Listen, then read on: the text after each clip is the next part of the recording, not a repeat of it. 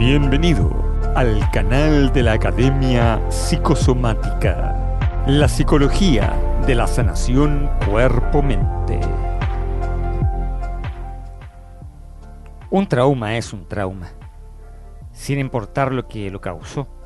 Para entender realmente esto, tenemos que centrarnos en el hecho de que una persona puede quedar traumatizada por cualquier suceso que perciba, consciente o inconscientemente, como una amenaza para su vida.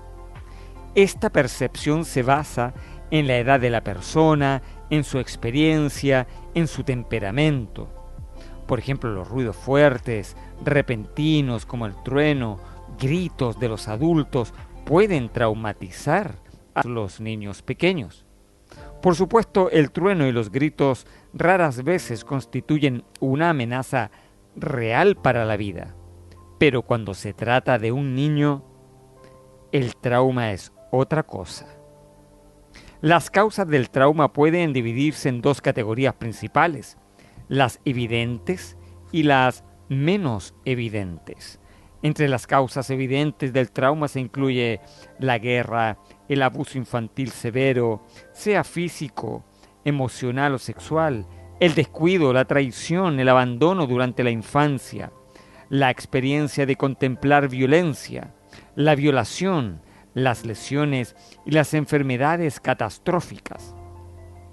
Hay otras causas de traumas menos evidentes, que incluyen una amplia variedad de sucesos aparentemente normales. Muchos de estos sucesos demuestran ser traumatizantes con bastante más frecuencia de lo que cabría esperar. Por esta razón es que nos gustaría entender esta parte muy bien. Debemos empezar a ser conscientes de que nuestras sensaciones en la vida, de que las cosas que experimentas, queda grabado en el inconsciente, pues debemos prestar atención a las sensaciones corporales, cosquilleos, tensiones, relajamientos musculares, pues ahí es donde se encuentra capturada la emoción. Contempla tu respiración, el aumento o la disminución de tu pulso cardíaco, temperatura, etc. Todo eso es una respuesta psiconeuroinmunológica que se va produciendo momento a momento, sea una acción traumante o no traumante incluso. También podrías percibir imágenes pasajeras. En tu campo de visión interno pueden aparecer distintos colores y formas. Es posible que tengas pensamientos intensos, recuerdos, que surjan emociones. El problema es que nos desconectamos de toda esta realidad porque no queremos sentir y vivimos exclusivamente en el mundo de la mente. Puedes experimentar también una respuesta muy reducida. Quiero que te des cuenta que finalmente no estamos hablando de un trauma propiamente tal, sino que es de una desconexión con tu propia naturaleza, lo que hace que no puedas vivir las emociones y las bloquees. Entre las causas potenciales y menos evidentes del trauma se incluyen, por ejemplo, accidentes automovilísticos, procedimientos médicos, caídas, lesiones, desastres naturales, enfermedades del tipo envenenamiento, quedarse solo, la inmovilización prolongada, exposición al frío o calor extremo, ruidos altos repentinos, tensión durante el nacimiento, etc. Debemos entonces escuchar nuestro cuerpo, porque en el cuerpo se encuentra el trauma. Es muy importante entender que la ansiedad y los nervios o casi cualquier respuesta que puedas tener guarda relación con la activación de la energía que experimentaste durante el suceso abrumador original. Cuando te sientes amenazado, tu cuerpo genera instintivamente mucha energía para ayudarte a defenderte de la amenaza.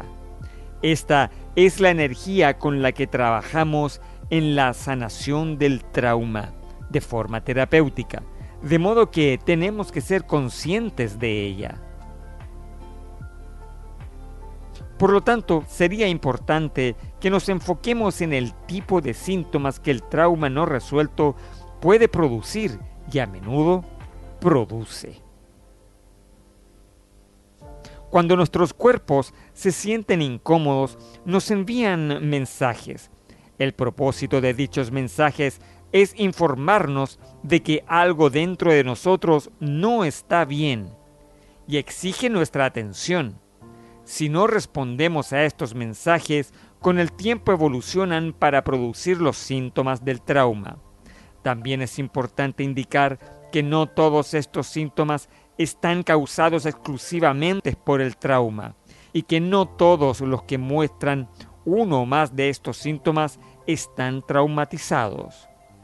La gripe, por ejemplo, puede producir una incomodidad abdominal. No guarda cierto parecido con los síntomas del trauma. No obstante, hay una diferencia. Los síntomas producidos por la gripe generalmente se van a los pocos días y los producidos por el trauma, no. Entre los primeros síntomas que suelen desarrollarse inmediatamente después de un suceso abrumador, se incluyen la hiperactivación, la opresión, la disociación y la negación. Y también es posible sentirse indefenso, inmovilizado o congelado.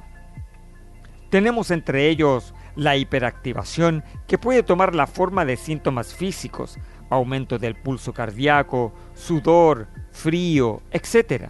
Si nos permitimos reconocer estos pensamientos y sensaciones, en otras palabras, si les dejamos seguir su flujo natural, llegarían a un punto álgido y seguidamente empezarían a disminuir y resolverse. A medida que se produce este proceso, podemos experimentar temblores, variaciones de calor, respiración intensa. Claro que sí, pues estamos reviviendo el trauma. Podemos sentir opresión también cuando respondemos a una situación que amenaza nuestra vida. Inicialmente, la hiperactivación va acompañada por una sensación de opresión en el cuerpo y una reducción de nuestras percepciones. Nuestro sistema nervioso actúa para asegurar que todos nuestros esfuerzos se enfoquen de manera óptima durante la amenaza. La opresión altera la respiración, el tono muscular y la postura de la persona. Los vasos sanguíneos de la piel, de las extremidades y los órganos internos se contraen. Al mismo tiempo, el sistema digestivo queda inhibido. También es posible que nos sintamos paralizados o bloqueados. Otro problema a considerar cuando se produce un trauma es la disociación, pues esta nos protege de sentirnos abrumados por la escalada de actividad, de temor y de dolor que produce el trauma. Suaviza en cierta manera el dolor de las heridas graves, secretando el opio interno de la naturaleza, las endorfinas. Cuando se produce el trauma, la disociación parece ser una de las maneras favoritas de permitir a la persona soportar experiencias que en ese momento resultan insoportables. Por otro lado, está la negación, que es probablemente una forma menor de disociación. La desconexión puede producirse entre la persona y el recuerdo de un suceso particular o los sentimientos asociados con él. Podemos negar que un suceso haya ocurrido o podemos actuar como si no tuviera importancia. Por ejemplo, cuando muere un ser querido. El problema es que cuando ocurre la disociación y la negación, no hay una correcta gestión de las emociones. Por lo tanto, al permanecer en el tiempo, esto queda posteriormente manifestándose de forma subconsciente, dando lugar a enfermedades psicosomáticas. La disociación puede experimentarse como una parte del cuerpo que está desconectada o casi ausente. Frecuentemente el dolor crónico representa por una parte del cuerpo que ha quedado disociado. Por lo tanto, debemos interpretar que el dolor somático que podemos sentir en el cuerpo, como por ejemplo un simple lumbago, puede ser básicamente una disociación del cuerpo con un proceso mental traumático. Hay una larga lista de síntomas que aparecen por causa de estos patrones, como puede ser hipervigilancia, imágenes intrusivas, extrema sensibilidad a la luz y al sonido, hiperactividad, pesadillas, cambio de humor abrupto, vergüenza, reducción de la capacidad de lidiar con el estrés, dificultades para dormir, etc. Pero también hay otras que son de característica somática. Por ejemplo, los mismos ataques de pánico, timidez excesiva, respuestas emocionales amortiguadas, fatiga crónica, bajo nivel de energía, problemas con el sistema inmunitario y ciertos problemas endocrinos. Estos son materia clásica de enfermedades como por ejemplo enfermedades autoinmunes o de característica inmunológica que tienen una gran connotación psicosomática. Particularmente dolores de cabezas, migrañas, problemas de espalda, cuello o mal funcionamiento también de muchos de los órganos del cuerpo, dolor crónico, fibromialgia, asma, desórdenes de la piel, problemas digestivos, síndrome premenstrual, depresión y sentimientos de desgracia, sentimientos de desapego, alineación, aislamiento, reducción de la capacidad de formular planes, entre otros. Y no lo olvides, quien se conoce a sí mismo tiene las llaves de su salud.